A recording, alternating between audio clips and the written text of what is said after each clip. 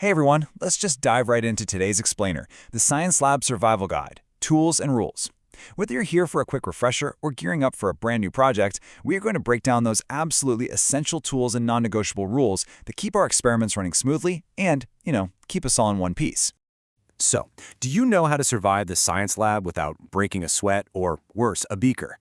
I mean, it's a super fair question. You could have the most brilliant hypothesis in the world, but it won't save you if you mishandle your gear, ignore a safety protocol, and your whole experiment, along with a very expensive piece of glassware, is probably going to end up shattered on the floor. Here's our agenda for today. 1. Welcome to the lab. 2. Seeing and measuring accurately. 3. Mixing, heating, and transferring. 4. 6 golden safety rules. And 5. The safe scientist. Kicking things off with Section 1, Welcome to the Lab.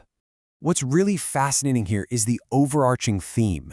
See, science equipment lets us observe, measure, and investigate things safely. But, and this is a big but, that only works if we handle every single tool with absolute care. These instruments are basically extensions of our own senses, totally relying on our competence to avoid catastrophic failures. Moving right along to Section 2, Seeing and Measuring Accurately. First up in our toolkit is the microscope. It's a laboratory tool used to observe very small objects, literally your window into the invisible world. But because it relies on highly calibrated, super delicate optics, even a tiny bump can knock it completely out of whack. It's a heavy, expensive piece of machinery that absolutely demands respect. So how do we handle it? Step 1, you have to carry it with 2 hands, one gripping the arm and the other fully supporting under the base. Step 2, keep those lenses spotless. And step 3, always return it to storage properly. You really have to physically secure it during transport to prevent costly, heartbreaking accidents. Now this right here illustrates a classic beginner's mistake. We have a graduated cylinder, which is used to measure liquid volume accurately, versus a beaker, which is used to hold, mix, or heat liquids. While a beaker is wide and great for holding stuff, a graduated cylinder is built specifically for exact measurements. Never swap them out if you need true precision. But just having the right tool isn't enough, right? For graduated cylinder handling, place it on a flat surface and read it exactly at eye level. Looking down or up distorts the measurement, which can literally make or break your whole experiment. And obviously, handle the glass carefully to avoid breakage. Next up is the electronic balance, which is a tool used to measure mass. When it comes to finding the exact mass of a substance, this is our absolute go-to instrument. To keep this highly sensitive tool working perfectly, follow these rules. Place materials on a container or weighing paper if needed. Keep the balance clean. And do not overload it.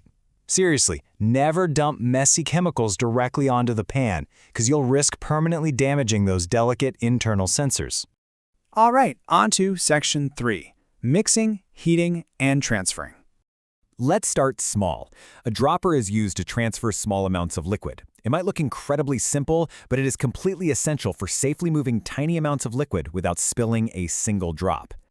But there is a catch here. You need to squeeze gently and avoid touching the tip to dirty surfaces. Use it only for the intended liquid when possible.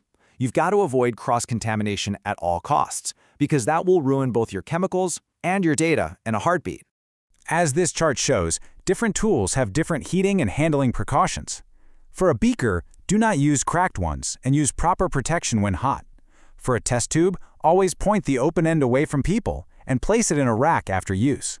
And for a thermometer, hold it upright, do not use it for stirring, or expose it to sudden impacts. Please remember, a precision thermometer is definitely not a stirring stick for your morning coffee. Speaking of heating, we have the test tube holder, which is used to hold a hot test tube safely. If you're heating any small amount of a substance in a test tube, you absolutely must use this specific holder. The main thing to remember is to grip the test tube firmly before heating and keep your fingers away from the hot area. Get your grip locked in before you apply any heat, making sure your fingers stay way back from the danger zone. Which brings us to Section 4, 6 Golden Safety Rules. Okay, these are your absolute survival guide mandates. 1. Wear safety goggles when needed. 2. Check equipment for damage before use. 3. Never play with laboratory tools. 4. Report spills or broken equipment immediately. 5. Clean, dry, and return equipment after use. And 6. Follow the teacher's instructions at all times. Never play with laboratory tools. I really want to pause on this quote for a second because this rule carries immense weight. The lab is a space for serious, focused discovery. It's not a place for messing around. Distractions literally lead to accidents, so we have to treat the space with respect. And finally, Section 5, the safe scientist.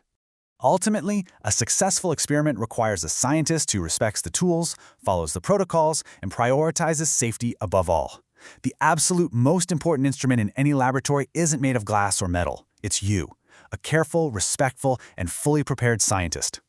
So, you have the tools and the rules. What will you discover next?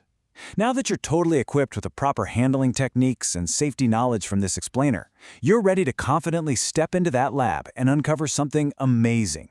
With safety as your rock-solid foundation, what incredible breakthroughs are you going to discover next?